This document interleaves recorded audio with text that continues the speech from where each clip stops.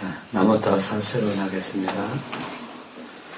나모 타사 바가와토 아라하토 삼마 삼부타사 나모 타사 바가와토 아라하토 삼마 삼부타사 나모 타사 바가와토 아라하토 삼마 삼부타사. 오늘부터 이틀에 걸쳐서 5가지 장애에 대해서 알아보도록 하겠습니다. 수행하면서 우리가 반드시 극복해야 될 5가지 덮개라고도 하죠. 덮어버려서 자라지 못하게 한다고 해서 덮개라고도 하고, 또 삼매의 적이라고도 아주 극단적으로 표현하기도 합니다. 감각적 욕망, 악의, 해태와 혼침, 들뜸과 후회, 의심, 이 5가지인데 오늘 다 못하고 오늘은 감각적 욕망과 악의 이 2가지에 대해서 먼저 알아보겠습니다. 안구따라 니까야의 부처님께서 마음이 유순하고 다루기 쉽지 않고 번쩍이는 명료함과 확고함의 부족, 그리고 번뇌를 제거하는데 집중을 잘 할 수 없게 하여 충분한 기능을 못하게 하는 5 불순함이 있다. 무엇이 그 5인가? 감각적 욕망, 악의, 해태와 혼침, 들뜸과 후회, 의심이다. 그러나 이 마음이 5 불순함에서 벗어나면 마음은 유순하고 다루기 쉽고 번쩍이는 명료함과 확고함을 갖게 되고 번뇌를 제거하는데 집중을 잘 할 수 있을 것이다. 더 높은 정신적 기능으로 깨달을 만한 경지로 기울일 수 있고 조건이 충족되면 각 경우에 있어서 깨달음의 역량을 얻게 된다. 다시 안구따라니까야 우거져서 마음을 뒤덮어 통찰을 무력하게 하는 5 장애가 있다. 그 5이 무엇인가?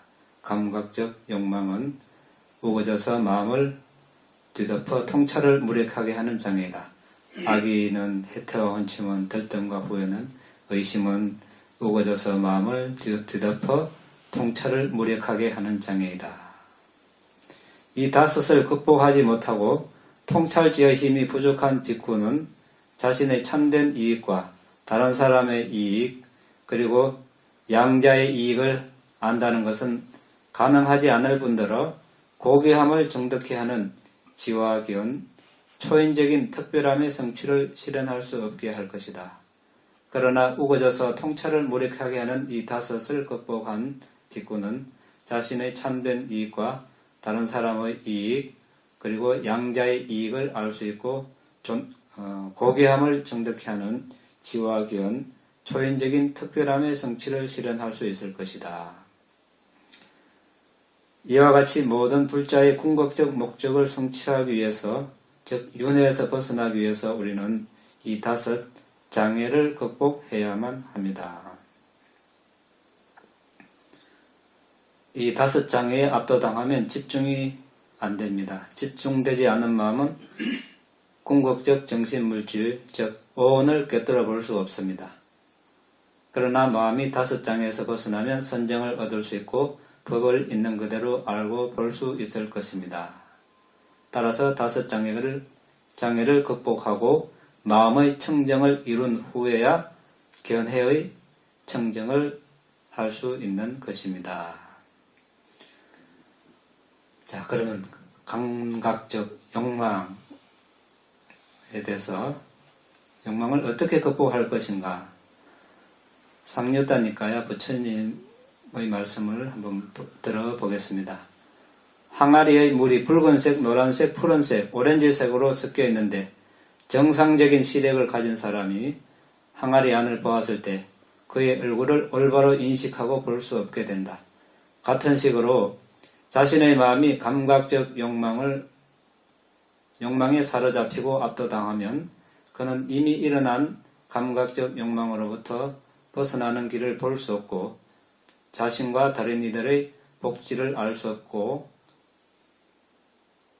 볼 수 없을 뿐더러 양자의 복지를 알고 볼 수 없게 된다. 그리고 또한 오래전에 외웠던 경전이 떠오르지 않은 것은 물론이고 외우지 않은 경전은 말할 것도 없다. 대부분의 사람들의 마음은 감각적 쾌락 없이 지내는 것이 익숙하지 않습니다. 자, 우리가 명상하기 전에 사람들은 영화, 구경거리, 음악, 맛있는 음식, 스포츠, 즐길 만한 사회적인 활동 등 다양한 종류의 감각적 대상과 항상 접촉해 왔으므로 그의 마음은 그로부터 큰 즐거움을 누려왔습니다. 맞습니까? 동의합니까? 이제 여기 와서 눈, 귀, 코, 혀, 몸을 만족시켜줄 영화도 없고 음악도 없고 스포츠도 없고 그러니 그의 마음은 물 밖으로 나와 메마른 땅에 있는 물고기처럼 괴롭고 물을 갈망하며 날뛰고 있습니다. 여러분들은 그렇게까지는 아니겠죠. 네. 들숨날숨은 메마른 땅과 같고 단조롭고 감각적 쾌락을 갈망해 왔던 마음을 만족시켜주지 못하고 있습니다. 자, 또 부처님 말씀을 한번 들어보겠습니다.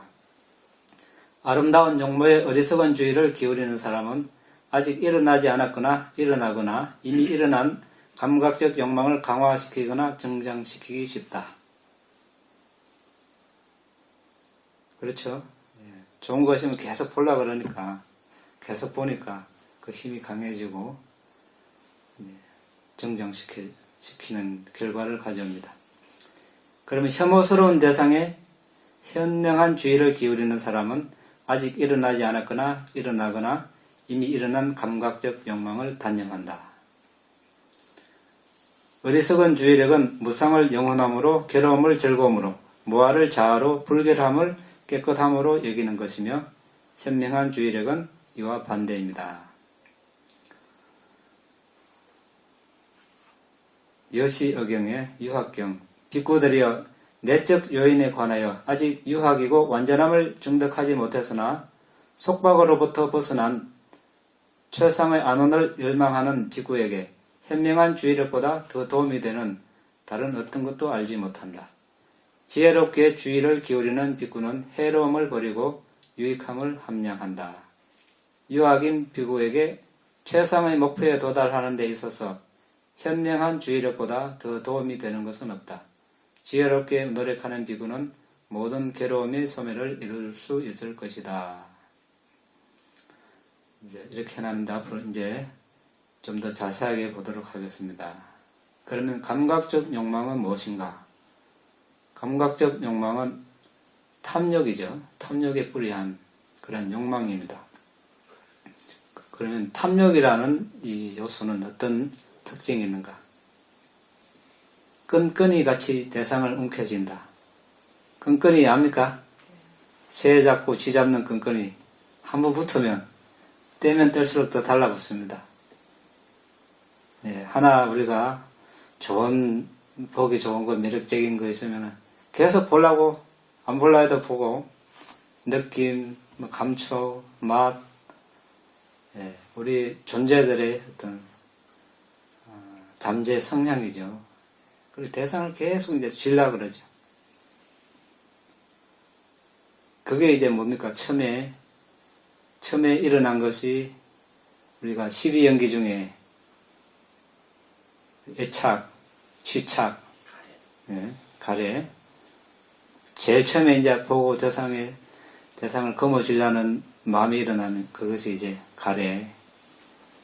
그 다음에 이제 그것이 막 쌓이고 강해져서 결국 움켜쥐는 상태. 그걸 취착이라 그러죠. 결국 움켜쥐고야 맙니다. 사람이. 그럼 역할은 어떻게 하는가? 어떤 것인가? 달구어진 냄비 안에 들어간 고기처럼 달라붙는다. 잘 아시겠네. 고기 프라이팬에 찢으면 착 달라붙죠. 그렇게 착 달라붙습니다. 감각적 욕망이. 그래 얼마나 떼어내기가 참 힘듭니까? 그러니까 어떻게 나타납니까? 여기 참 표현을 잘 해놨습니다. 흑색 염료처럼 포개하지 않는다. 흰 옷감이 검은 물감이 묻으면 그거 지워집니까? 안 지워지죠. 평생 그 흰색으로 안 들어옵니다. 가까운 원인은 속박으로 이끄는 것들에서 즐거움을 본다.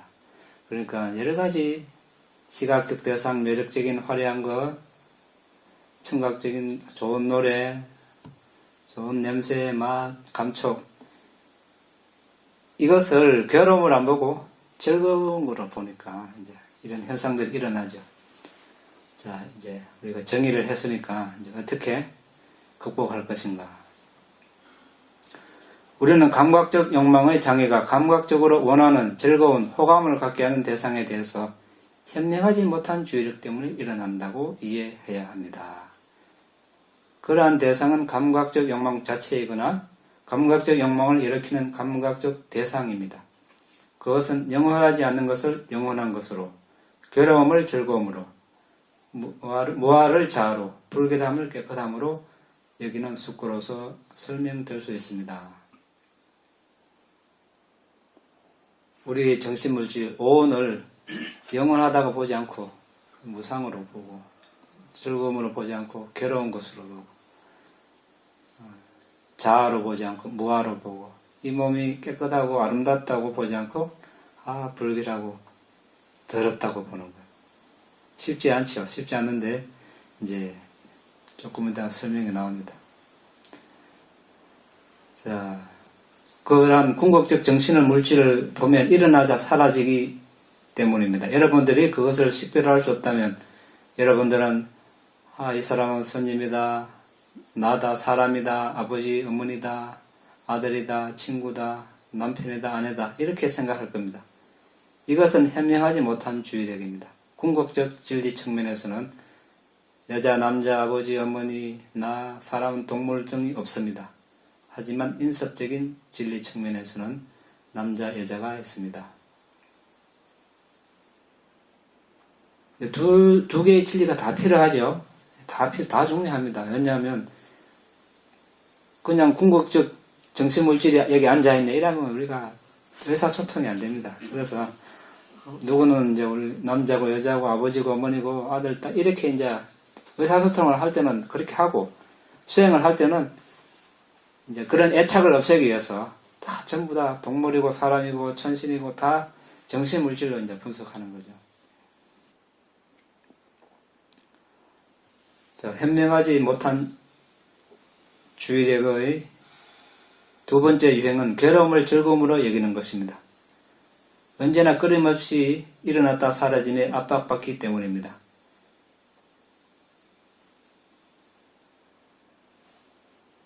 세 번째는 무아를 자아로 여기는 것입니다. 여러 번 제가 말씀드렸죠. 궁극적 정신물질을 보고 있으면 엄청나게 빠른 속도로 일어났다 사라지는데 거기서 나도 없고 남자 여자도 없고 천신 사람도 없고 동물도 없고 그냥 정신물질만 일어났다 사라질 뿐이죠. 거기에 내가 끼일 틈이 없습니다. 그래서 이것은 내가 없다. 그래서 무하고 이것들이 일어나라 사라져라 이렇게 해도 내 말을 안 듣기 때문에 무아입니다.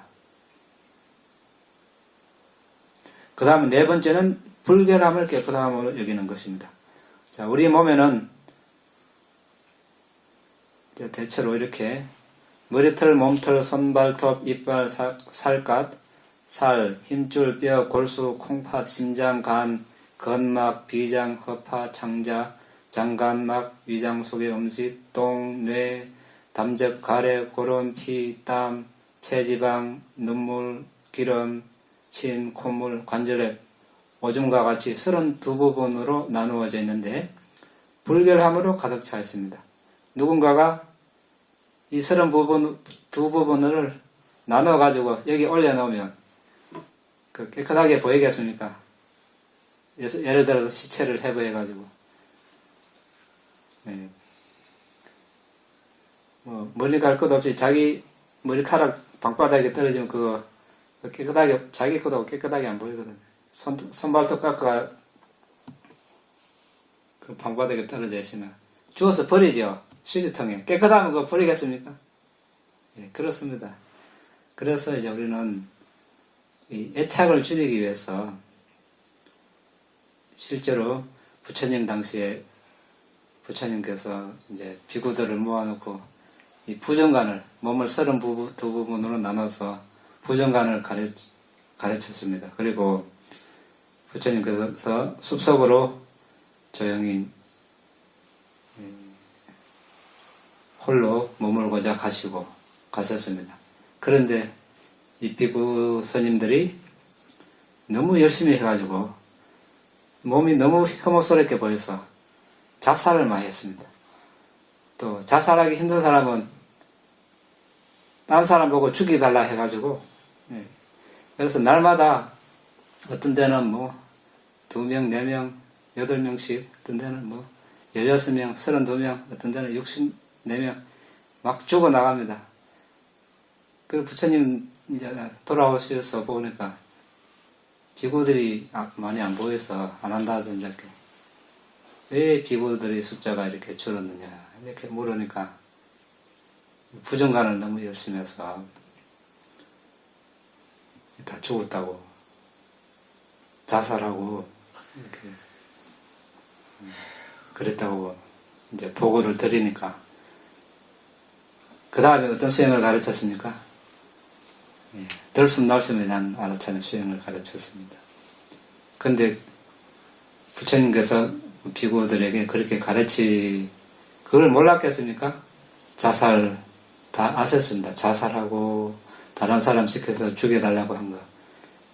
그것은 그 비구들의 과거의 살생의 불순업 때문에 죽게 되어 있는데 그것을 부처님께서도 어떻게 할 수 없는 업이기 때문에 그런데 차마 그것을 눈앞에서 보고 있을 수는 없고 그래서 잠시 자리를 피하신 것이죠. 어쨌든 우리는 감각적 욕망 자 지금부터 우리는 우리의 몸이 정말로 불결하다고 보게 될 것입니다. 그러나 때때로 이 남자는 잘생겼다. 이 여자는 아름답다라고 생각할지 모릅니다. 이것은 어떤 것입니까? 현명하지 못한 주의력입니다. 이것을 바탕으로 가래가 일어납니다. 감각적 욕망은 감각적 매력적인 대상에 현명하지 못한 주의력이 반복적으로 일어날 때 생깁니다. 예를 들어 여러분에게 자녀가 있고 여러분들은 그들을 여러분들의 자녀로 반복해서 얘기한다면 그들에 대한 애착은 나날이 강해지고 강해질 것입니다. 그래서 가까이 있는 사람끼리 그 애착이 점점 강해지죠. 보면 볼수록 부부지간에, 부모 자식 간에, 친구 간에 보면 볼수록 친해지고 등달아 애착이 강해집니다. 아까 우리가 감각적 욕망, 탐욕에 대한 4가지 알아봤죠? 끈끈이처럼 차삭 달라붙는 거죠. 떨어지지도 않고 한번 해놓으면 지워지지도 않고. 그래서 한번 그렇게 업을 일으키니까 계속 그 업력이 강해지고 정장되고 확장되고 이렇게 되는 것입니다. 그러면 어떻게 제거할 것인가?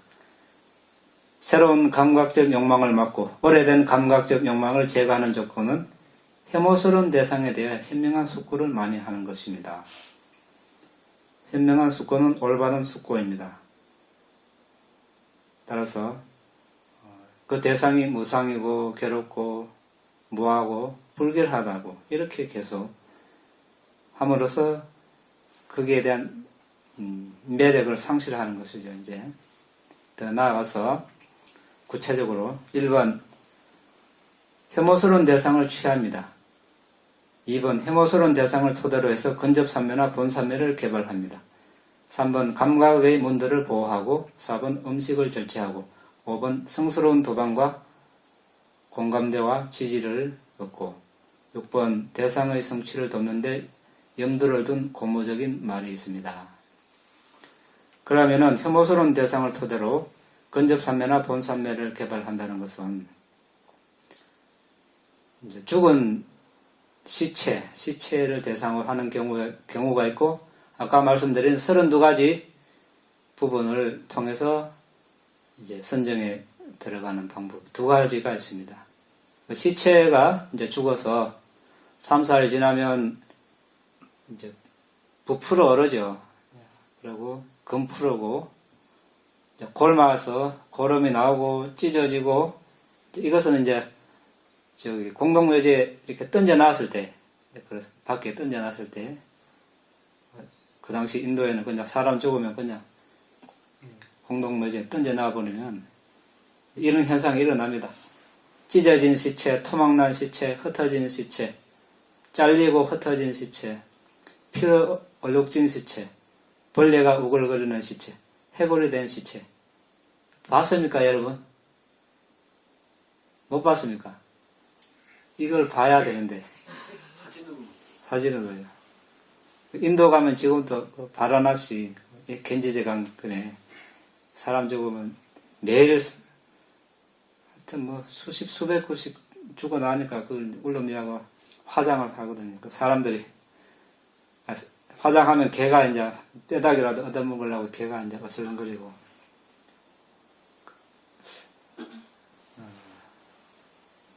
근데 이제 저도 이거 전체적인 과정은 다 사람은 못 봤는데 짐승이 죽은 거는 그 전에 그 천안에 어디 숲속에 살 때 그 오소리인가가 죽어가지고 있던데, 내일 첫날 보니까 괜찮더만 며칠 지나니까 이제 정말 부풀고 금풀어지고 골마 터지고 찢어지고 토막나고 점점점 이제 가라앉더만은 이제 구더기가 굴거리고 나중에 해고만 난대요. 이제 정말로.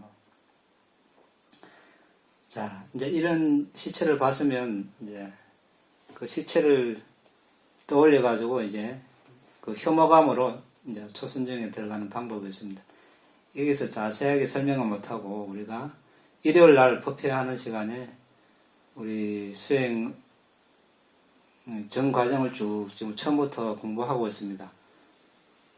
그 사마타 40가지 주제 대부분을 다루고 있으니까 그때 이제 부정강 할 때 자세하게 하기로 하겠습니다. 자, 이렇게 하는 방법이 있고, 다음은 이제 세 번째, 감각의 문을 보호하는 것. 여기 좋은 예가 있습니다. 한때 고산비 우데나 왕이 핀돌라 바라다와자 존자와 상의를 하고 있었습니다. 어떻게 청춘이고 머리카락이 검은 한창 때이고 삶의 전성기이고 감각적 쾌락을 결코 즐겨본 적이 없는 이 비구들이 한평생 전적으로 완벽한 성스러운 삶을 수행할 수 있습니까? 아라한이시며 알고 보시는 깨달은 분 세종께서 말씀하셨습니다. 오라 비구들이여, 어떤 여인이든 어머니이면 그녀를 그냥 어머니로 여겨라. 어떤 여인이든 누이이면 그냥 누이로 여겨라. 어떤 여인이든 딸이면 그냥 딸과 같이 여겨라. 이것이 청춘이고 머리카락이 검은 한창 때이고 젊은 삶의 전성기이고 감각적 쾌락을 결코 즐겨본 적이 없는 이 비구들이 그들의 마지막 날까지 전적으로 완벽한 성스러운 삶을 수행할 수 있는 것입니다. 그러나 바라드와자여, 마음은 변덕이 심합니다. 그들이 어머니로 누이로 딸로 여기는 여성들에게 감각적 욕망이 일어나는 것이 자연스러울 수도 있습니다. 청춘이고 머리카락이 검은 한창 때이고 삶의 전성기이고 감각적 쾌락을 결코 즐겨본 적이 없는 이 비구들이 한평생을 전적으로 완벽한 성스러운 삶을 수행할 수 있는 다른 원인이나 이유가 있습니까? 세종께서 말씀하십니다. 오라 비구들이여, 발바닥부터 위로 머리끝에서 아래로 피부로 둘러싸인 많은 부정한 것들로 가득 찬 이 몸을 관찰하여라. 이 몸에는 머리털, 몸털, 손, 발톱, 이빨, 피부, 살, 힘줄, 뼈, 골수, 콩팥, 심장, 간, 근막, 비장, 폐, 내장, 장관막, 위장 속의 음식물, 똥, 뇌, 담즙, 가래, 피, 땀, 굿기름, 눈물, 기름, 침, 관절에 오줌이 있다. 이것이 청춘이고 머리카락이 금은 한창 때이고 삶의 전성기이고 감각적 쾌락을 결코 즐겨본 적이 없는 이 비구들이 한평생을 전적으로 완벽한 성스러운 삶을 수행할 수 있는 이유이다. 바라드와자여, 몸을 훈련하고 덕스러운 행위, 마음과 통찰지를 연마하는 비구들에게는 쉬운 일이나 그렇지 않은 사람에게는 어렵습니다. 가끔 어떤 사람이 나는 이것을 혐오스럽게 여길 것이다 라고 생각할 때 그는 그것을 매력적으로 여길 수도 있습니다. 청춘이고 머리카락이 검은 한창 때이고 삶의 전성기이고 감각적 쾌락을 결코 즐겨본 적이 없는 이 비구들이 한평생을 전적으로 완벽한 성스러운 삶을 수행할 수 있는 다른 원인이나 이유가 있습니까? 세종께서 말씀하십니다. 보라 비구들이여, 그대들의 감각의 문을 보호하라. 눈으로 대상을 보면서 그것의 전체로도 취하지 말고 상세하게도 취하지 말라. 제어하지 않고 탐욕스러운 시각 감각을 지닌 채 사는 사람에게 비탄과 다른 나쁘고 해로운 상태가 그를 따를 것이다. 따라서 그것을 단속할 수 있도록 수행하고 그것을 보호하고 제어하도록 하라. 귀로 소리를 들으면서 코로 냄새를 맡으면서 혀로 맛을 보면서 몸으로 감촉을 느끼면서 마음으로 정신적 대상을 취하면서 그것의 전체로도 취하지 말고 상세하게도 취하지 말라. 제어하지 않고 탐욕스러운 시각 감각을 지닌 채 사는 사람에게 비탄과 다른 나쁘고 해로운 상태가 그를 따를 것이다. 이와 같이 나머지 똑같이 말씀하십니다. 이것이 부처님께서 비구들에게 말씀하신 감각의 문을 보호하는 방법입니다. 여성들도 어떻습니까? 똑같이 적용이 됩니다. 안구따라니까에 비구들이여, 나는 여자의 형상만큼 남자의 마음을 사로잡는 다른 어떤 하나의 대상을 알지 못한다. 비구들이여, 여자의 형상은 남자의 마음을 사로잡는다. 비구들이여, 나는 여자의 목소리만큼 등등. 반대로 남자의 형상만큼 여자의 마음을 사로잡는 다른 어떤 하나의 대상을 알지 못한다. 남자의 형상은 여자의 마음을 사로잡는다. 이렇게 이제 부처님께서 말씀하셨습니다. 동의합니까? 없습니까? 예, 남자와 여자 그의 형상. 족쇄입니까? 족쇄. 예, 족쇄입니다. 여기서 모든 괴로움이 일어납니다. 애착을 갖지 않는 것이 좋겠습니다. 자, 그러면 꾸무바다경에서 어떻게 여섯 감각의 문을 보호하는지 그 비유를 한번 보겠습니다. 거북이가 긴지저 강가에서 먹이를 찾고 있습니다. 같은 시간에 여우도 먹이를 찾아 났습니다. 거북이가 멀리서 여우를 보았고 여우도 멀리서 거북이를 봤습니다. 여우는 거북이를 먹고 싶어 합니다. 그렇죠? 그런데 거북이는 여우가 오니까 어떻습니까? 사지를 껍질 안으로 넣었습니다. 여우는 옆에서 거북이가 사지를 다시 내밀 때까지 기다리죠. 그렇지만 거북이는 알고 있기 때문에 나가지 않죠. 예, 결국 여우가 포기하고 갑니다. 이렇게 우리도 거북이처럼 감각의 문을 보호해야 합니다. 이 비유는 비구가 그의 마음을 명상 대상이라는 껍질 속에 집중해야 한다고 가르칩니다. 그가 그렇게 하면 번뇌의 여우는 그를 먹을 기회를 가지지 못할 것입니다. 이렇게 여섯 감각의 문을 보호하기 원한다면 마음을 명상조제에 집중해야 합니다. 여러분이 호흡에 대한 알아차림 수행을 한다면 호흡에 지루함을 느껴서는 안 됩니다. 왜 그렇습니까? 여러분이 호흡에 대한 알아차림 수행을 한다면 그것은 번뇌를 제거하도록 도와주는 최고의 친구와 같기 때문입니다. 그래서 우리는 명상 대상 호흡에 존경심을 가지고 대해야 됩니다. 호흡, 이거 봐가 뭐가 될 것인가 이렇게 하찮게 봐서는 안 되고 부처님께서 수행하신 법이니 정말 소중하다. 존경심으로 이렇게 대해야 됩니다. 그렇게 되면 법에 담마의 존경을 표하게 되는 것이고 또 충실한 부처님의 제자가 되는 것입니다. 그 다음에 감각적 욕망을 제거하는 데 도움이 되는 음식의 절제입니다.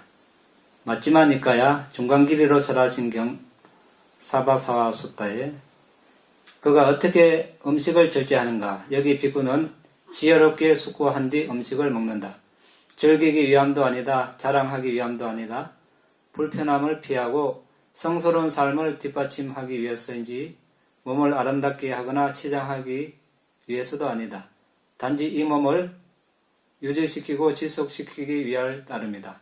이와 같이 나는 이전의 괴로움을 없애고 새로운 느낌이 일어나지 않도록 하리라.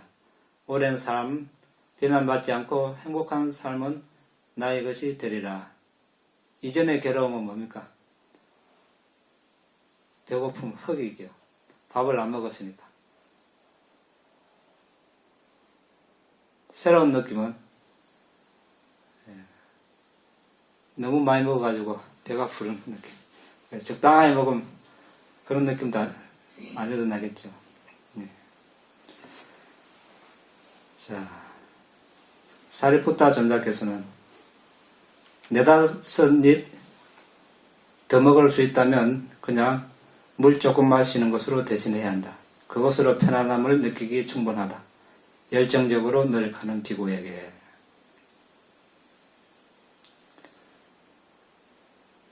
이렇게 먹으면 그는 둔감함과 뻣뻣함이 없어집니다. 그리고 이렇게 감각적 욕망을 예를 들어 신체 배설 작용에 의한 음식의 변화와 다른 유사한 사유를 기피함으로써 음식의 불결함의 인식을 수행할 수 있기 때문에 감각적 욕망이 일어날 수 없습니다. 이제 음식을 먹을 때는 맛있게 보이지만 들어가서 위장 속에 이제 소화효과 섞이고 이제 소화되는 과정을 생각하면 아주 이제 또 혐오감이 일어나겠죠. 이제 그 말입니다. 다섯 번째로 감각적 욕망을 다스리는 데 도움이 되는 것은 훌륭한 도반과 교제하는 것입니다. 감각적 욕망은 혐오스러운 대상에 대해 수행하기를 좋아했던 띠사 장로와 같은 분들과 교제하는 사람에 의해 제거되어질 수 있습니다. 위의 주석서에서 가르치는 띠사 장로는 여인의 이빨을 본 아누라다 부라의 그 마하 띠사 장로입니다.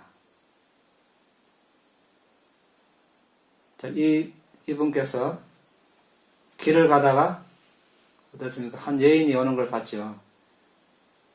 여인이 남편과 싸우다가 집 나와가지고 손님이 오니까 그냥 웃었어요. 웃으니까 이빨이 이렇게 보이죠. 근데 이제 손님이 이빨을 보고 그 여인을 본 게 아니고 이빨을 보고 워낙 평소에 이제 아까 이야기했죠. 32가지 중에 뼈가 있죠. 뼈가 있습니다. 그 뼈를 보는 수행을 많이 해서 그 이빨을 본 게 아니고 뼈가 연상이 돼서 뼈를 대상으로 선정에 들어가 버립니다. 네. 그러고 이제 갔는데 가는데 이제 또 남편이 따라오죠. 남편이 묻기를 여자 한 명 못 봤습니까? 물으니까 여자는 못 보고 뼈 한 모더기가 지나가는 걸 봤습니다.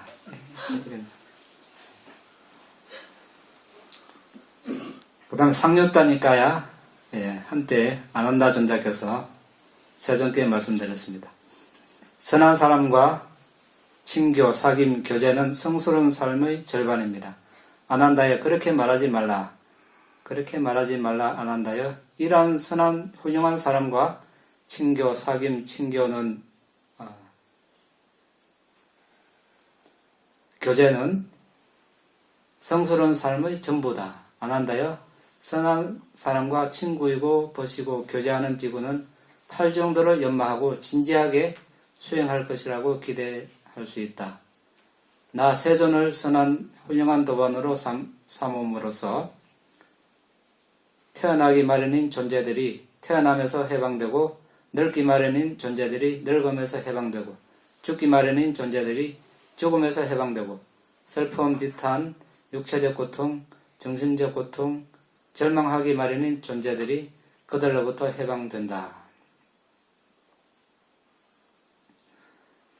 또 여시의경의 유학의 경영. 비구들이여 외적 요인에 관하여 아직 유학인 완전함을 정득하지 못한 비구는 속박으로부터 벗어난 최상의 안온을 열망하는데 훌륭한 친교보다 더 도움이 되는 다른 하나의 요소를 알지 못한다. 비구들이여 훌륭한 도반을 가진 비구는 해로움을 버리고 유익함을 닦는다. 훌륭한 도반이 있는 비구는 공경하고 존경하며 분명한 알과 알아차림으로 벗의 조언을 행하여 점차적으로 모든 속박의 멸절을 이루리.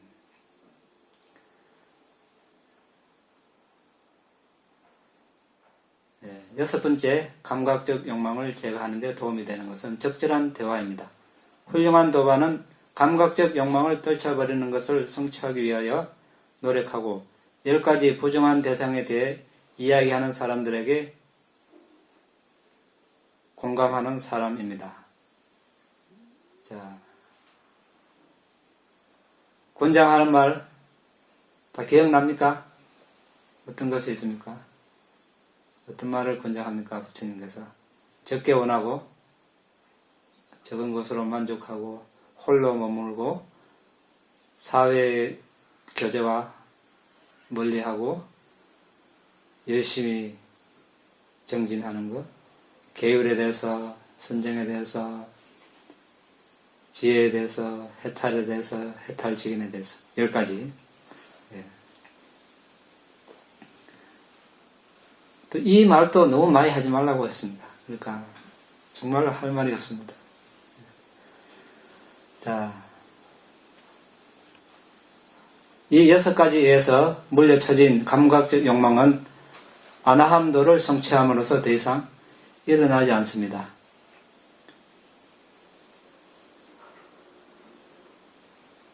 그러니까 아나함이 되기 전까지는 다 일어난다는 것이죠. 그 수다운 사다함이 돼도 일어난다는 것입니다. 물론 약해지긴 하겠지만 그러니까 우리는 더 많이 일어나겠죠. 그래서 부처님께서 이렇게 구구절절 상세하게 해놨습니다. 이런 욕망들이 일어나면 수용이 됩니까? 안 되겠죠? 그 대상만 떠오르고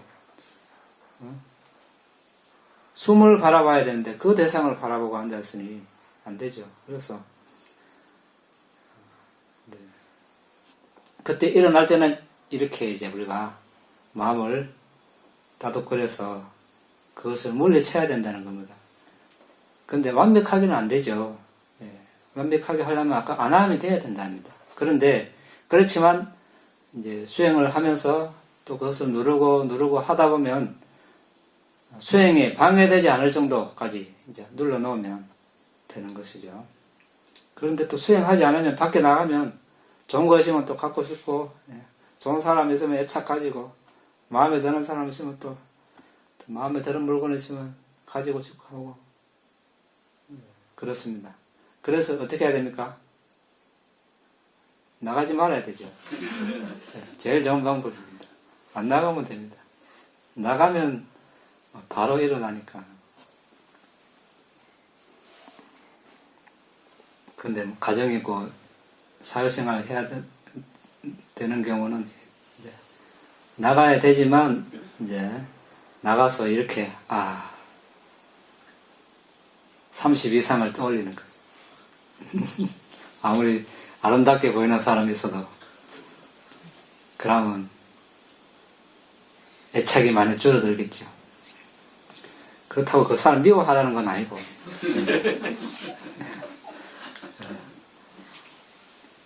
자, 그 다음에 이제 분노, 성냄이 있습니다.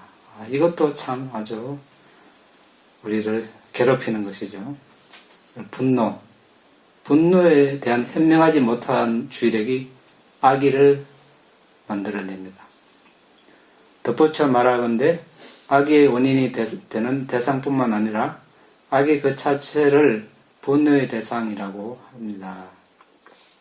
그러면 부처님 말씀을 한번 또 들어보겠습니다. 상류다니까야 불에 달궈진 물 항아리가 끓어오르면 정상적인 시각 기능을 지닌 사람이 그 안을 볼 때 자신의 얼굴의 상을 올바로 인식하고 볼 수 없게 된다. 같은 식으로 악의에 사로잡히고 압도당하면 이미 일어난 악의로부터 벗어나는 길을 올바로 볼 수 없게 된다. 그러면 그는 자기 자신과 다른 사람의 복지를 올바로 알고 보지 못할 뿐더러 양자의 복지를 알고 보지 못한다. 역시 오래전에 외웠던 경전이 떠오르지 않고 외우지 못한 경전은 말할 것도 없다.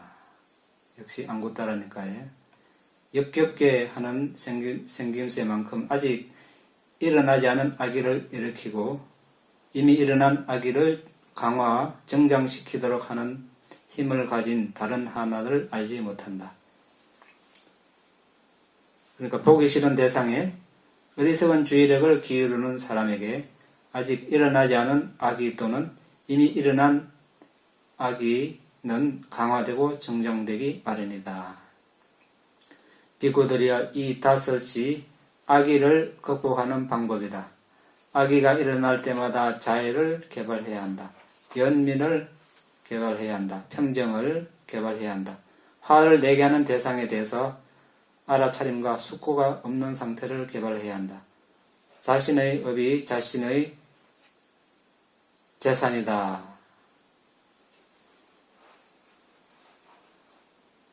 라는 사실을 개발해야 한다.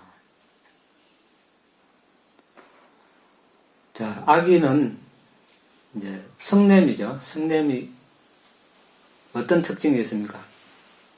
성남 독사처럼 포악하다. 이래 놨습니다. 성남은 그렇죠. 이제 여기 물에 끓는 항아리로 표현했습니다. 성이 나면 이제 열이 납니다. 사람이.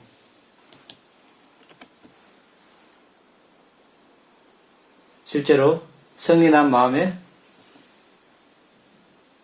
마음에서 생성된 물질, 지수, 화, 풍, 화대, 불의 요소가 아주 우세합니다. 역할은 한 방울의 독처럼 퍼진다. 산불처럼 자신의 의지처를 불태운다. 온몸이 화끈 달아오르지 아마 성남은. 나타나면 기회를 맞이한 적처럼 괴롭힌다. 가까운 언니는 성이 나게 하는 대상. 자, 이것은 독이 섞인 퀴퀴한 냄새가 나는 오줌과 같이 여겨야 한다. 이렇게 났습니다. 현명하지 못한 주의력은 모든 곳에서 똑같은 성질을 가지고 있습니다. 즉, 무상을 영원함으로, 괴로움을 즐거움으로, 무아를 자아로, 불결함을 깨끗함으로 여기는 것입니다. 예를 들어 어떤 사람이 그 여자는 아주 아름답다. 그 남자는 아주 잘생겼다. 라고 생각할 때 질투나 화가 날지 모릅니다. 그가 생각하기를 그 사람은 넌들이 난다라고 생각한다면 역시 화가 날지 모릅니다. 어떤 사람이 분노의 대상에 반복적으로 현명하지 못한 주의력을 기울인다면 악의가 일어날 것입니다. 그래서 부처님께서 말씀하십니다. 분노의 대상에 대해 현명하지 못한 주의력을 강하게 기울이면 새로운 악의와 이미 존재하고 있는 악의를 정장 확장시키는 원인이 된다. 참으로 마음을 자유롭게 하고 해방되게 하는 자해관을 함으로써 악의는 제거될 수 있다. 자해라는 용어는 여기서 근접산매 또는 본산매 양쪽에 다 해당됩니다. 마음을 해방하는 자해는 오직 본산매입니다. 현명한 주의력은 시종일관 똑같은 특성을 가지고 있습니다. 역시 이것도 무상고무와 불결함으로 여기라는 것입니다. 자, 이 말씀은 뭡니까? 분노의 대상에 현명하지 못한 주의력을 강하게 기울이면 새로운 악의, 이미 존재하고 있는 악의를 정장 확정. 그러니까 거기에 관심을 두지 말라는 것이죠. 관심을 두고 있으니까 계속 그것을 강화시키는 것이죠. 불단집에 계속 기름을 들어 붓는다는 것이죠. 그 말씀입니다. 그러면 기름을 붓는 것을 탁 끊어야 되죠. 그것은 어떻게 합니까? 그쪽으로 관심을 보내지 않는 것이죠. 마음을 아예 보내지 않음으로써 기름을 차단시키고 다른 것을 덮어서 불을 꺼야 됩니다. 자, 이와 같이 공격적인 성냄은 자해관으로 극복하고 억압적인 성냄은 슬픔, 비탄, 정신적 고통, 절망 등이 포함되는데 다음과 같이 숙고합니다. 부처님을 비롯한 아라한이나 아나함 제자분들께서는 슬픔, 비탄, 정신적 고통, 절망이 없다. 우리는 왜 이러한 지혜롭고 성스러운 분들에게 배우지 않는가? 사실 슬픔, 비탄, 정신적 고통, 절망은 나약한 사람들에게 속하는 것이다. 따라서 우리가 그들을 개발하는 것은 가치가 없다.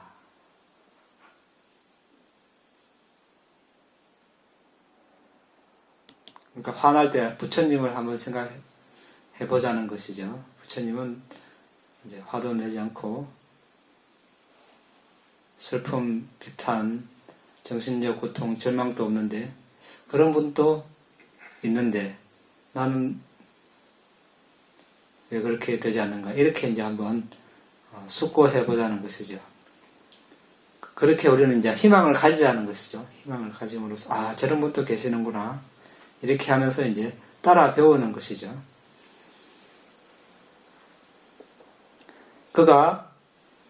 그는 화를 내게 하는 대상에 대해서 알아차림과 숙고가 없는 상태를 개발해야 한다. 이 말은 이제 길을 가는데 악취나는 배설물 덩어리가 있다면 그것을 집어서 주머니에 넣고 악취로 인해 화를 내고 옷이 더러워졌다고 화를 낼 필요가 있을까요? 단지 지나치고 주의를 기울이지 않으면 되는 것입니다. 마찬가지로 어리석고 악한 사람은 마치 악취나는 배설물 덩어리와 같습니다. 양자에게 어떤 이익도 주지 못하는 문제를 일으키는 그를 생각할 필요조차 없다는 것입니다. 화를 내는 것이 수행에 도움이 되는가? 스스로에게 물어야 합니다. 이해됩니까? 예. 그냥 똥오줌 보듯이 지나치라는 것이죠. 화나는 대상에 있으면. 자, 그러면 이 악의를 제거하는 데 도움을 주는 6가지가 있습니다. 1. 자해의 수행을 명상 대상으로 취하는 것. 2. 자해에 대한 사유로 선정 개발에 전념하는 것. 3. 자신의 업이 자기 자신의 재산임을 숙고하는 것. 4. 현명한 주의력을 충만시킴. 5. 마음이 맞고 도움이 되는 선후관계. 6. 자해에 대한 사유를 개발하고 악의를 무너뜨리도록 지원하고 기운을 북돋우는 대화. 자, 그러면 이 자해는 무엇입니까? 사랑과 친절 이렇게 이야기하죠. 자해의 특징은 살아있는 존재들의 복리를 정장시킨다. 살아있는 존재들의 복리를 정장시킨다. 역할은 그 사람들의 복리를 보고 좋아하는 것. 나타나는, 그렇게 하니까 이제 성냄이 제거되고 친절함으로 나타나고, 가까운 언니는 존재들에 대한 그 사랑스러운 측면을 보는 것. 그러니까 사랑스럽게 보니까 이렇게 이제 개발이 되겠죠. 화내는 대상으로 보면 이렇게 안 되고. 예.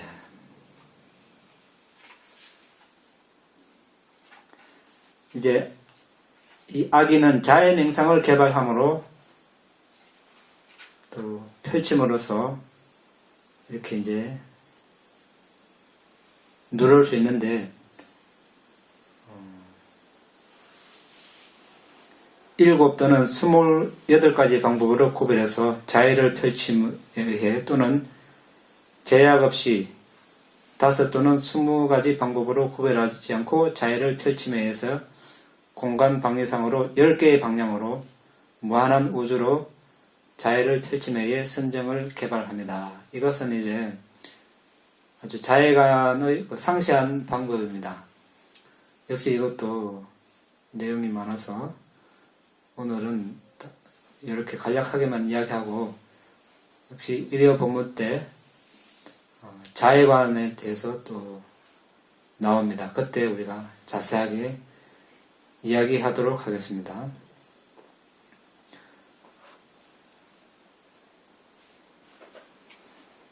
이제 또 다른 방법이 있습니다. 화가 나면 그에게 화를 내어서 무엇을 하려고 그러는가? 그의 미덕과 같은 것들을 파괴할 수 있는가? 그대는 그대 자신의 행위에 의해 여기에 태어나지 않았는가? 그리고 그대는 또한 그대 자신의 행위로 인해 다음 생에 태어나지 않을 것인가? 누군가에게 화를 낸다는 것은 그에게 던지기 위해 불타고 있는 석탄, 붉게 달구어진 철봉, 배설물, 그리고 다른 손상을 입히는 것과 같은 것을 집어드는 것과 같습니다. 여러분이 다른 사람을 치려는 의도를 가지고 손으로 타고 있는 석탄, 붉게 달궈진 철봉을 집어들 때 다른 이들이 타격을 당하지 않을 것입니다. 그러나 확실히 여러분이 먼저 어떻습니까? 먼저 화상을 입죠. 예. 또 더러워지고 마찬가지로 화를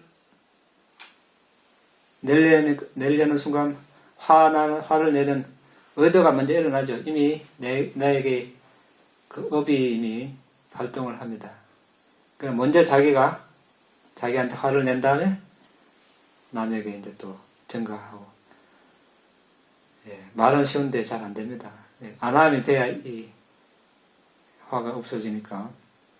이제 그런데 우리가 이걸 생각해 보면 참 화내고 싶은 마음이 없어지겠죠. 철봉을 불덩어리를 저 사람에 던지려는데 내가 먼저 잡아야 던지는데 내가 먼저 잡으면 던지기도 전에 내가 먼저 화상을 했습니다. 화를 내야 되는데 욕을 해야 되는데 이미 하기 전에 내가 먼저 이미 가슴이 내게 먼저 화를 낸 다음에 화를 낸 마음에서 일어나는 물질이 몸에 이미 퍼지고 그걸로 인해서 몸이 달아오르고 그렇죠? 맞습니까? 이렇게 자세하게 우리가 숙고하면 바로 즉각적으로 반응을 안 하겠죠. 일단 즉각적으로 반응 안 하는 게 최상의 방법이죠.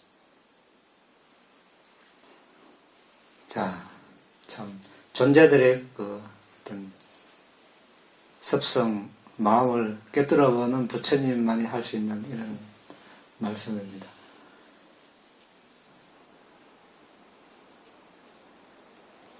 자, 수락되지 않은 선물은 그가 낸 화와 같고 바람을 향해 던져진 한 줌의 흙처럼 그의 화는 그에게 바람을 향해 불어오는데 던지면 그 흙이 나에게 다시 돌아오죠. 화를 이렇게 자신의 행위를 자신의 재산으로 숙고하고 다른 이의 행위를 그 사람의 재산으로 숙고하면서 악의를 물리칩니다. 화란 선물을 줬는데 선물을 안 받으면 그 선물은 그 사람들 다시 돌아가겠죠. 악의는 또한 동정심 있는 도반과 교제 속에서 사라집니다. 그러한 도반은 자애의 선정을 개발하고 어떤 네 가지 자세에서도 자애심을 불러일으키는 대화를 좋아합니다. 그래서 6가지가 악의를 제거하는 데 이바지한다고 합니다. 이 악의 역시 아나함도를 정득함으로써 마침내 파괴됩니다. 자애심은 무량심, 사무량심 중에 하나죠. 근데 이것은 세속적인 사랑과 다른 것이죠. 어제 우리가 이야기를 했는데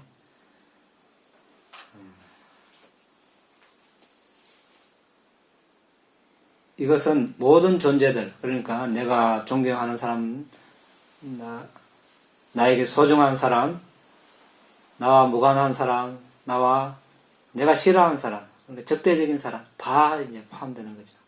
그래야 진정한 자애라고 이야기하고, 좋아하는 사람한테 뭐 좋아하는 거, 사랑 친절 보내는 거 누가 못하니까 다 하죠. 그런데 이제 다른 경우는 쉽지 않죠.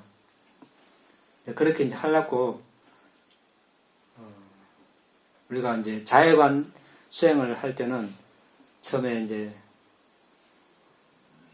그 선정을 닦아서 그 선정을 바탕으로 존경하는 사람 이렇게 10명 선정하고 각각 이제 선정을 자애 삼면을 닦고 소중한 사람 10명 선정해서 또 닦고 무관심한 사람 내하고 별 관계없는 사람도 10명 선정해서 닦고 또 나와 적대적인 사람 10명 선정해서 닦고 그 다음에 또 이제 그 경계를 허무는 방법이 있죠. 처음에 존경하는 사람 대상으로 이 사람이 이분이 안녕하고 행복하기를, 이분이 정신적 고통에서 벗어나기를,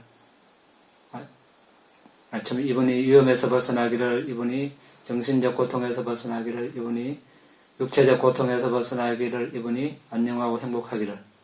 이렇게 1, 2, 3 선정 닦고, 또 소중한 사람을 대상으로 똑같이 닦고, 또 무관심한 사람은 또 대상으로 닦고, 적대적인 사람 한 사람 선정해서 닦고, 네 가지 종류 다 닦고, 제일 처음에 자기 자신을 대상으로 닦고, 그 다음에 또 존경하는 사람, 다른 사람 또 정해서 하고, 닦기 전에 자기 자신을 상대로 닦고, 존경하는 사람 한 사람, 소중한 사람, 무관심한 사람, 적대적인 사람.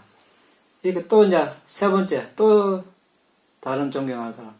이렇게 해서 10사람씩 이렇게 닦은 것으로 이제 존경하는 사람도, 소중한 사람도, 무관심한 사람도, 적대적인 사람도 똑같이 이제 자애를 보내도록 이것이 이제 경계를 허무는 방법입니다. 그것은 이제 선정을 따가서 자애관을 그렇게 이제 합니다. 나중에 한번 공부해 보도록 하겠습니다. 그런데 처음 하는 사람은 미워하는 사람에게 하면 화가 나기 때문에 마음이 동요합니다. 그런 사람은 해서 안 되고, 무관심한 사람도 지루해지기 때문에 안 되고, 아주 소중한 사람은 또 애착을 가지기 때문에 안 되고, 또 이성 간에도 또 애착을 가지기 때문에 안 되고, 죽은 사람도 이제 안 되고, 이제 결국은 이제 다 해야 되는데 처음에 그런 부류를 해서는 안 된다는 것이죠. 처음. 예.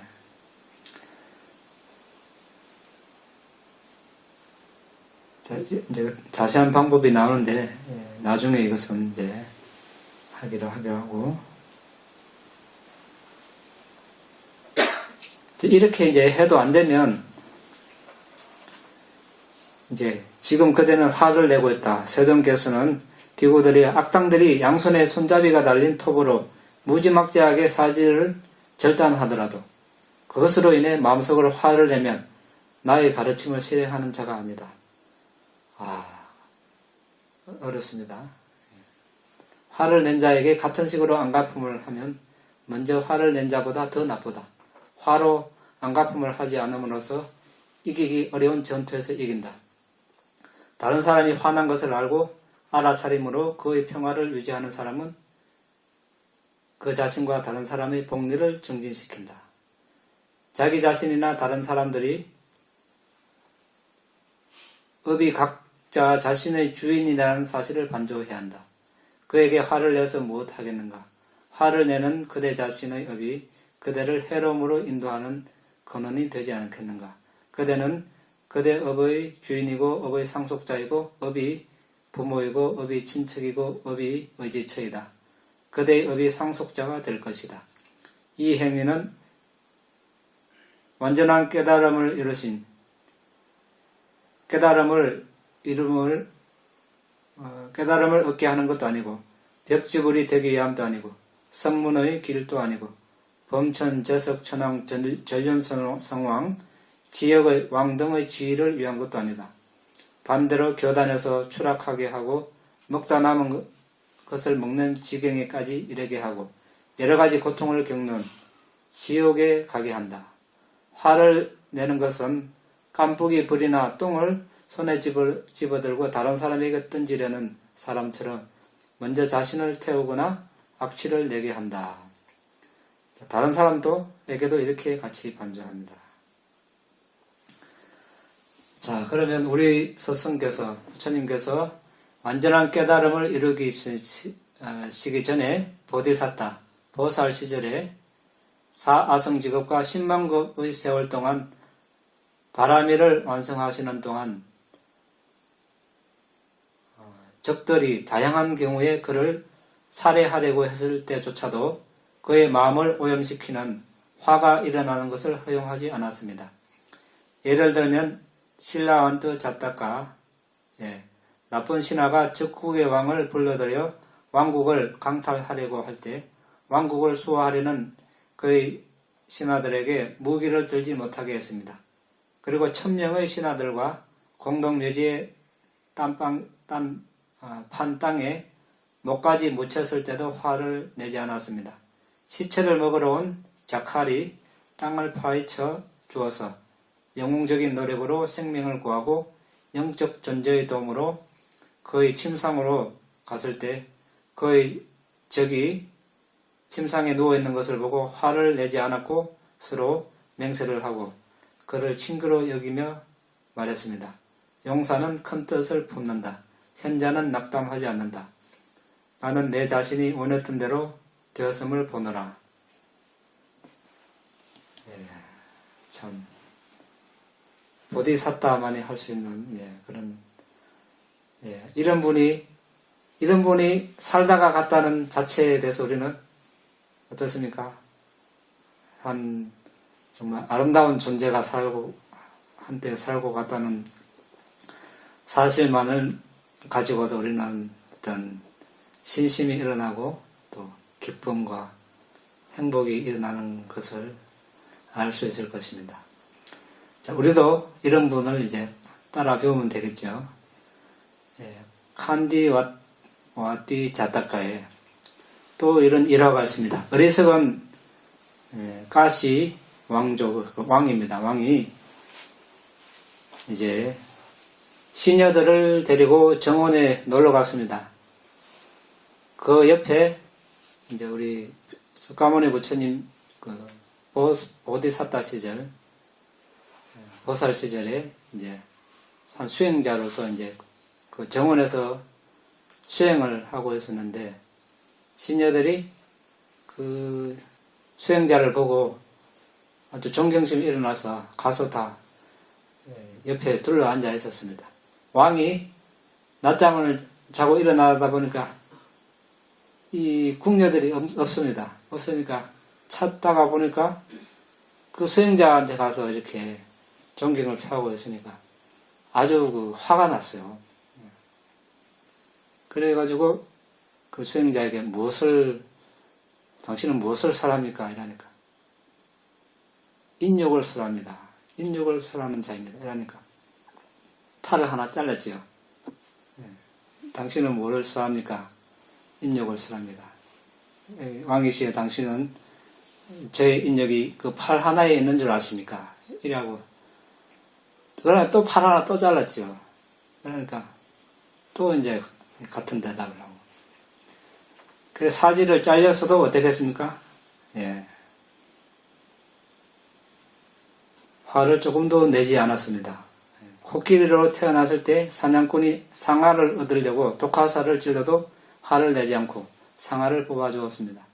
원숭이 왕으로 태어났을 때 협곡에 빠진 사람을 구해주었더니 도리어 자신을 잡아먹으려고 돌로 머리를 내리쳤을 때 조금도 화를 내지 않고 도망쳐서 나무 위로 올라가 그 사람이 안전한 곳으로 가도록 끝까지 도와주었습니다.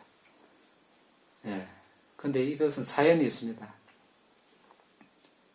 이때 이제 우리 보디사타는 이제 악업으로 원숭이로 태어났고, 협곡에 빠져 죽은 사람은 이제 그때 당시 바라문, 그 미래의 대화다타, 대화다타 아시죠?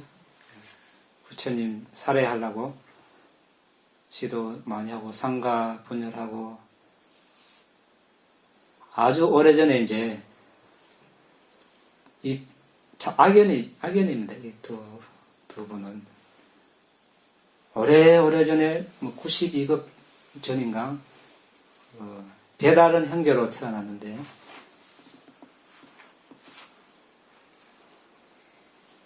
이제, 부잣집으로, 형제로 태어났는데, 부처님 전신이 형이고, 대화다타가 전신이 동생이고, 부모님이 이제 돌아가시고 많은 재산을 물려줬습니다. 이제 부처님 전신 그 형이 그때마다 욕심이 많아서 재산을 다 차지하려고 이 대화다타 전신을 이제 산으로 유인해서 어떻게 했습니까? 죽여버렸습니다. 그러니까 그 업이 이제 부처님이 될 때까지 그 악업이 따라와가지고 두 사람이 만날 때마다 싸우고 이제 대화다타는 죽이려고 계속 시도를 하고 결국 부처님이 되어서도 그렇죠. 천황 관계로 이제 만나서 이 대화다타는 끝까지 이제 부처님을 죽이려고 코끼리 술 먹여서 하고 돌 굴리고 자객 보내고 그래도 성공은 못했죠. 결국 이제 땅이 갈라져서 지옥에 태어났는데 그래도 죽기 전에 이제 부처님께 기하고 죽고 과거에 선업이 있어서 나중에 지옥에 빠져나오면 벽지불이 된다고 그렇게 되어 있습니다. 예전에 그 선업으로 인해서 그래서 그 업력이 이제 그렇게 이제 작용하는 것이죠. 어제 그 질문과도 이어지는 것인데. 자, 이렇게 해도 화가 가라앉지 않으면, 이제 그대는 집에서 집 없는 곳으로 출가하는 마당에 그에게 화를 낼 때, 그의 어디에다가 화를 내는가? 그의 머리털, 몸털, 손발톱, 이빨, 피부, 살, 힘줄, 뼈, 골수, 콩팥, 심장, 간, 근막, 위장, 폐, 내장, 장관막, 위 속의 음실, 똥, 뇌, 담즙, 가래, 피, 땀, 국기름, 눈물, 기름, 침, 관절에 오줌에다 대고 화를 내는가? 아니면 땅의 요소인가? 물의 요소인가? 바람의 요소인가? 자, 이렇게 이제 자해관을 하면 여러 가지 이익이 있다고 하십니다. 비구들이야 자해로 인해서 마음이 해방되고 함량되고 개발되고 많이 수행하고 탈 것이 되고 토대가 되고 확립이 되고 굳건해지고 올바르게 공부하면 11가지 이익이 기대된다. 편히 잠들고 편하게 깨어나고 악몽을 꾸지 않고 사람들이 좋아하고 인간 아닌 존재들이 좋아하고 신들이 보호하고 불과 독, 무기가 영향을 미치지 못하고 쉽게 산매해들고 안색이 밝아지고 혼란스럽지 않게 죽고 더 높은 경지를 통찰하지 못하더라도 범천의 세상에 태어난다. 자해 선정에 들어가는데 능숙한 사람은 선정에 들듯이 편안하게 잠들 수 있습니다. 악몽을 꾸지 않고 꿈을 꾸더라도 좋은 꿈만 꿉니다. 더 나아가 편하게 깨어납니다.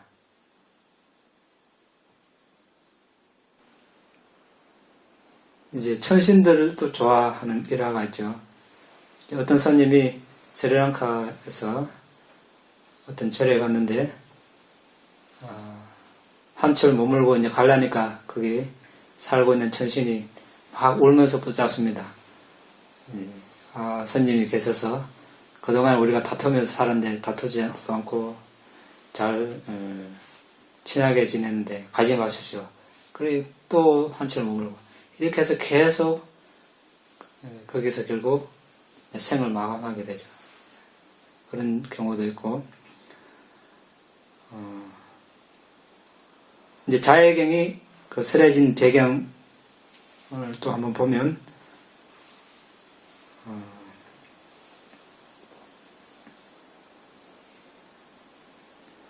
이제 500의 비구들이 부처님께 이제 자해관을 배워서 숲속에 들어가서 이제 자해관을 닦습니다.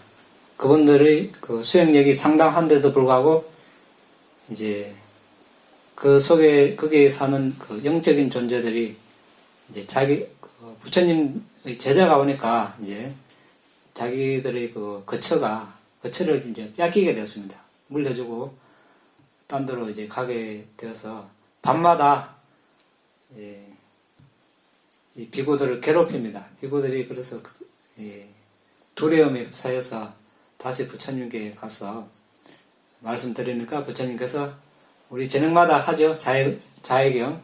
그 자해경을 가르쳤습니다.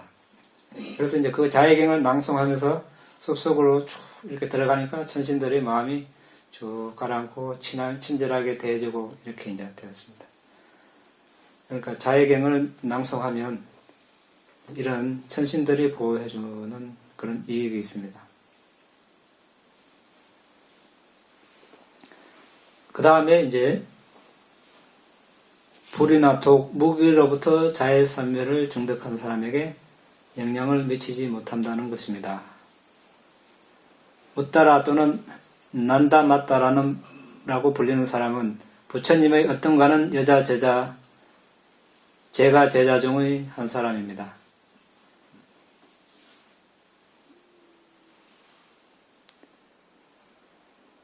한날 부엌에서 요리하고 있는데 그녀의 남편을 시봉하도록 고용한 기생시리마는 그녀가 남편에게 미소 짓는 것을 보았습니다. 이제 한 남자가 있고 이제 이 아내는 남자의 아내는 이제 스님들 초청해서 이제 공양 준비하느라고 이 남편을 이제 시봉 못하니까 그 기생을 고용해서 그 남편을 이제 보살펴주라고 했는데 하고 이 아내는 열심히 이제 음식 준비를 하는데 그 기생이 처지를 모르고 이제 어떤 이 아내가 남편에게 이제 미소를 짓는 걸 보고 질투가 나서 어떻게 했습니까? 끓는 물을 이제 부어버렸죠. 근데 그 순간에 참 대단한 바람이죠. 자해산멸에 들어서 그 기름이 연잎에 묻은 물처럼 그녀에게서 흘러내렸고 이렇게 해놨습니다. 아주 대단한 자해산멸입니다. 다른 하나는 사마와띠 왕비에 대한 이야기입니다. 부처님의 또 다른 어떤가는 여자 제가 제자 중 꾸주따라라는 하녀가 있습니다. 부처님의 법문을 듣고자 자주 절로 갔습니다. 이제 500의 하녀들과 같이 이제 반복을 했고 자해 명상을 했고 자해 선정을 정득했습니다. 그때 우다나 왕은 사마와띠 왕비가 자신을 죽이려고 독사를 풀어놓았다고 생각했습니다. 그래서 화가 나서 왕비와 500의 신녀를 일렬로 세워놓고 이제 활과 독이 묻은 화살을 가져와서 한 방에 다 죽이려고 작정했습니다.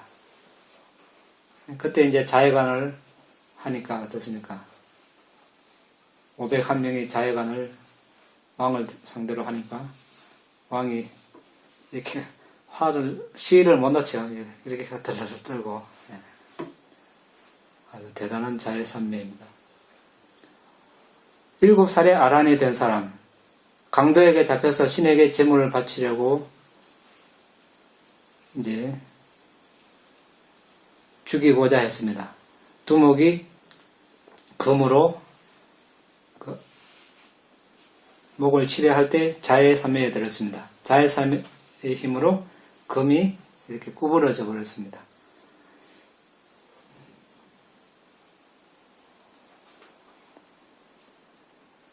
그래서 어떤 이제 수부티 존자 같은 그런 자해산매의 달인이죠. 그러니까 탁발 가다가도 집 앞에 서서 바로 자해산매에 드는 아주 능숙한 분입니다. 재빨리 이제 선정에 들어갈 수 있는 능력이 있습니다. 자해산매의 또 다른 이익은 밝은 안색입니다. 왜일까요? 수행자가 자해산매에 들어갈 때 자해산매 의식이 연속해서 많이 일어납니다. 모든 자해산매 의식은 마음에서 생성되는 깔라빠를 많이 만들어냅니다. 그 깔라빠에는 8종류의 물질로 구성되어 있습니다. 이것들은 수성한 물질이며 몸 전체로 퍼집니다. 수성한 물질로 인해 그의 안색은 밝고 고요해집니다. 더 나아가 그의 마음이 자애로 가득 찰 때 악의가 전혀 없으며 따라서 그의 얼굴은 항상 미소 짓고 있으며 고요해 보입니다. 자해산매의 다른 이익은 자해산매를 정득한 사람은 혼란에 빠진 채 죽지 않습니다. 죽음 직전에 선한 유익한 마음의 상태를 유지하는 것은 아주 중요합니다. 여러 번 말씀드렸죠.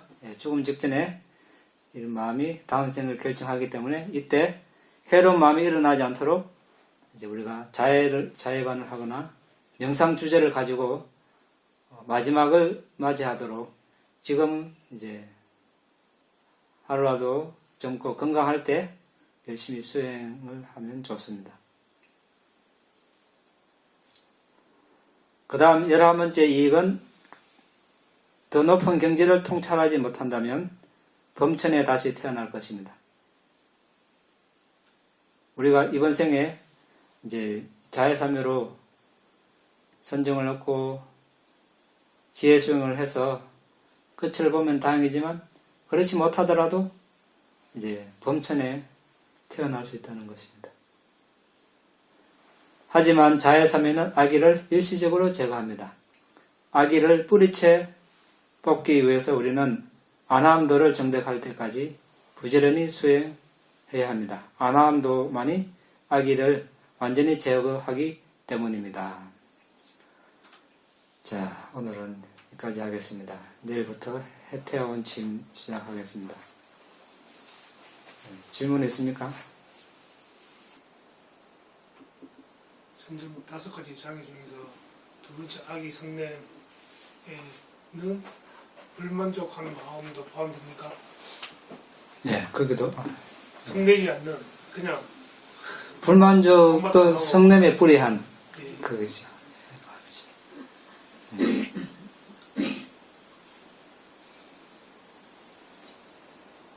자해관에 대해서 예. 보통 그 존경하는 사람을 떠올릴 때 돌아가신 분이 많이 있거든요. 많이들 그렇게 떠올리게 되거든요. 부처님께서도 여관에 계신 부처님도 마찬가지고 또 기독교인들은 예수님일 수도 있고요. 그리고 그 위인들 뭐 이렇게 해서 근데 왜 죽은 돌아가신 분들은 대상을 하지 않는지 그것에 대해서 좀 이제 예전에 이제 어떤 스님이 존경하는 분을 대상으로 자해관을 닦았는데 아무리 해도 삼매에 못 들었습니다. 나중에 알고 보니까 돌아가신 분이에요. 그래서 차원을 달리해서 그렇다는 뜻이에요. 이미 돌아가신 분이기 때문에 자해는 전달이 그 대상이 예, 일단 예. 전달이 아니고. 예.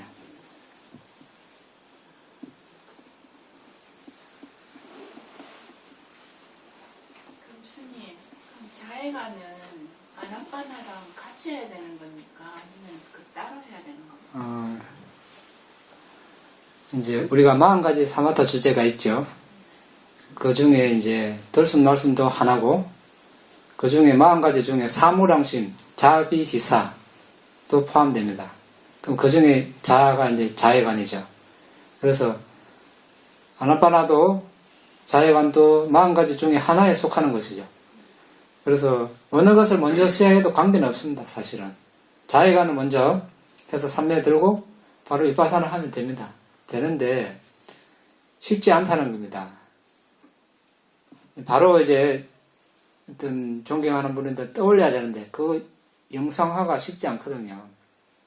그런데 이제 아나파나를 해서 집중력을 닦고 그 사람을 이제 떠올리면 이제 그 집중력으로 쉬운 거죠. 그러니까 아나파나를 할 때 아나파나를 하고 자해관 따로 하고 이렇게 이제 우리가 이제 아나파나를 하고 일요일마다 이제 법문하는데 아나파나부터 해서 10개의 가시나 들어봤습니까? 예, 뭐 지수화풍 가시나 흰색, 노란색, 빨간색, 검정색 가시나 이렇게 10개 하고 보정관도 하고 그 다음에 이제 사무랑심, 자비사도 하고 사보명상 대부분 다 합니다. 그때 사무량심이 40가지만까지 주제 안에 들어갑니까? 들어가죠. 주제 안에. 예, 들어가죠. 100도 아닙니까? 들어갑니까? 예. 100도 아닙니까?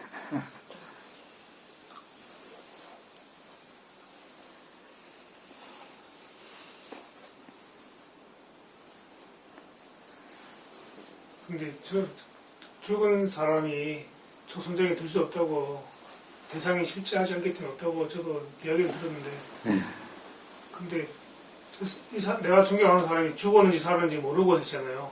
죽은지 알고 한 것도 아니고 네. 그런데도 그 선정에 들지 못하는 것은 그 정확한 이유가 뭘까요? 아까 제 옆에 회장님은 이제 전달되지 않기 때문이다 이래 말하는데 정확한 이유가 뭔지 실제하지 않는 대상이기 때문에 그렇습니까? 예. 실제하지 않고 이제 우리가 자해관을 보낼 때 그냥 무작정 보내는 것이 아니거든요. 그 사람이 정말 이제 네 가지가 있죠. 네 가지 문구가 있습니다. 이분이 위험에서 벗어나기를. 그러면 위험에서 벗어난 상태의 행복한 안전한 상태를 우리가 떠올려야 되거든요. 그리고 이제 정신적 고통에서 벗어나기를, 정신적 고통에서 벗어난 상태를 떠올리고, 육체적 고통에서 벗어나기를, 그 상태를 떠올리고, 또 뭐, 안녕하고 행복하기를, 행복한 상태를 떠올려야 되는데, 죽은 사람은 그게 해당이 안 되지 않습니까? 그럼 예. 실제 얼굴을 떠올리고 하는 거네요. 예, 실제 얼굴을. 못 떠올리면 자기가 잘 안 되죠, 그게 자체가. 삼매, 근데 그게 대상인데, 대상이 없지 않습니까? 예. 그렇죠.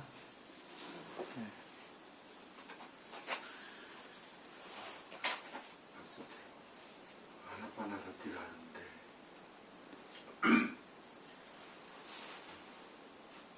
날숨은 잡힙니다.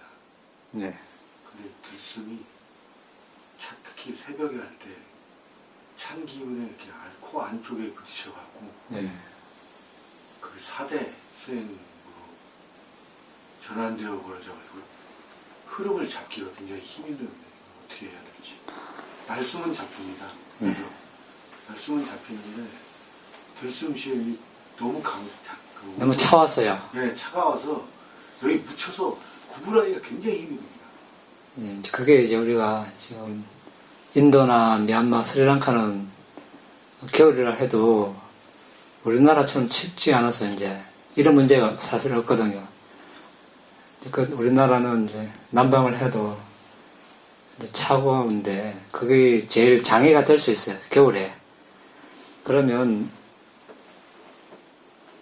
수건을 하나 가져와가지고요. 제가 아침에 받침 푹 덮으시고 이까지 내리면 이 공기는 따뜻해지거든요. 아니면 마스크를 끼고 하든지 너무 차가우면 그러니까 이거를 이렇게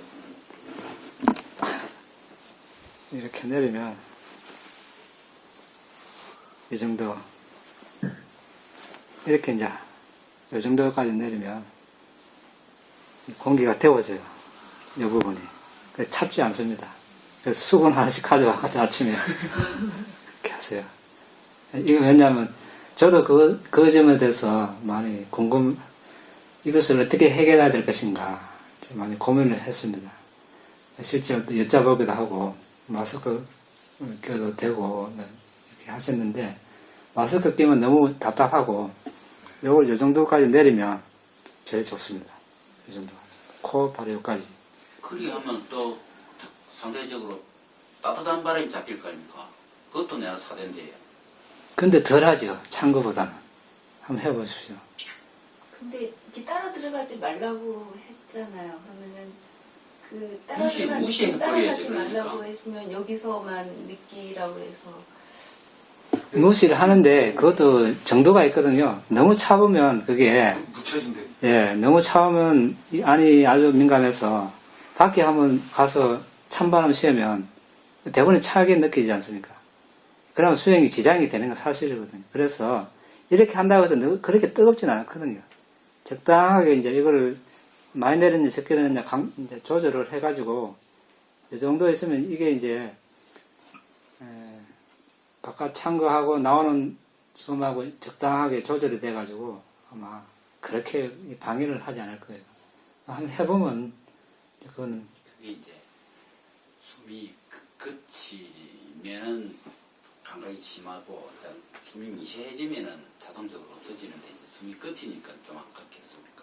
물론 그런 경우가 있는데 이제 이 공기 자체가 차오면 그것도 안 되거든요. 제가 여기는 좀 그나마 덜하죠. 제가 진정에 있을 때는 뭐 온도가 많이 내려 그때는 아예 그 자체가 안 됩니다. 그냥 마스크를 껴야지. 예.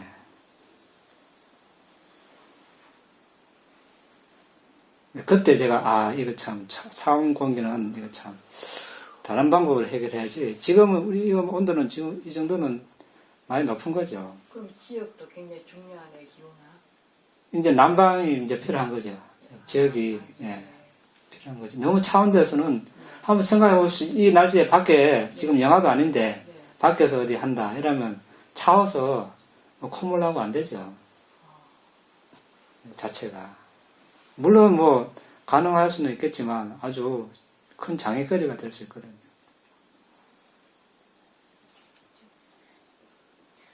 부처님 말씀 이렇게 전생담을 많이 오늘 들려주셔서 많이 들었는데요. 너무 막 이렇게 그러니까 너무 왜소해지고 너무 막 이렇게 뭐라고 하죠? 그런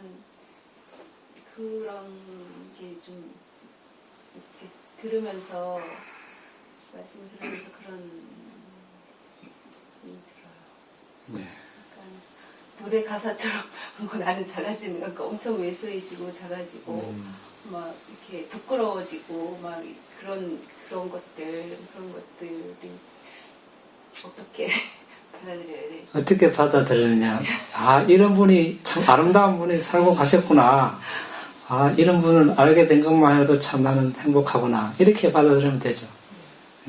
나도 이렇게 배울 분이 있구나. 이런 분은 몰랐을 때는 그냥 정말 아무렇게나 살았는데 이제는 이런 분을 모범을 해서 살아야지. 이렇게 받아들이면 되겠죠. 자타가 번역되어 있습니까? 예? 자타가가 번역되어 있습니까? 한글로는 아직 영어본은 있는데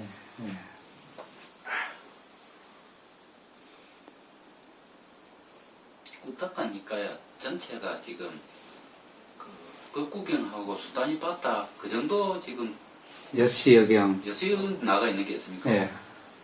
네티 바카라는 우다나 뭐 이렇게까지 나와요.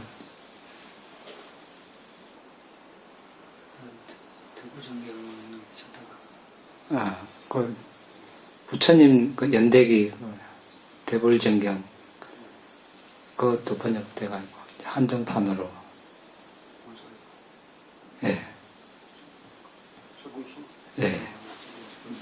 그 절판된 거 아닙니까? 아마 그럴 가능성이 많습니다. 한정판이라서 일창성에서는 최봉수 박사.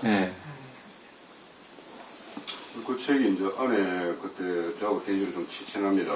그 책이 이제 미국 사회도에서 띄우면서 그 최홍수 씨가 이제 그 안에 책 그때 발표할 때 제가 초청이 되었어요.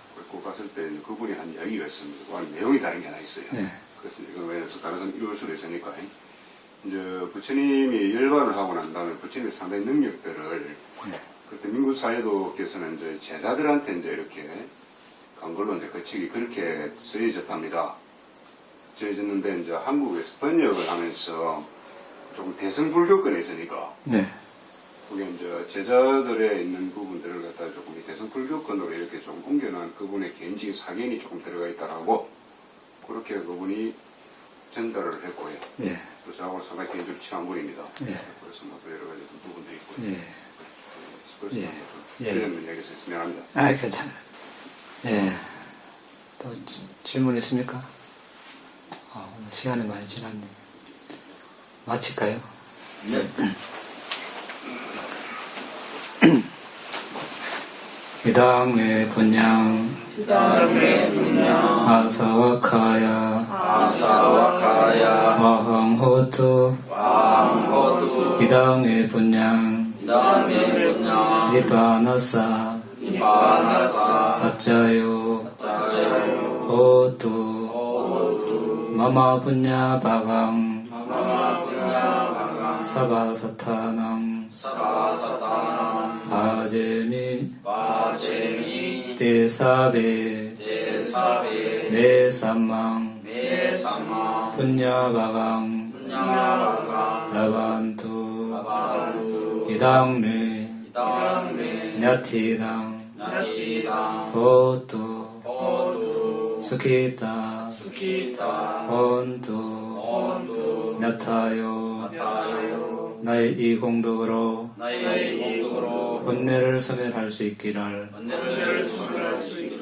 나의 이 공덕으로 니바나를 성취할 수 있기를 오늘 내가 행한 공덕을 모든 존재들과 함께 나눕니다. 모든 존재들도 나와 똑같이 이 공덕을 나눠 가질 수 있기를 기원합니다. 나의 이 공덕을 돌아가신 부모 형제, 친지 친구들과 함께 나눕니다. 돌아가신 부모 형제 친지 친구들이 행복하시기를 기원합니다. 사두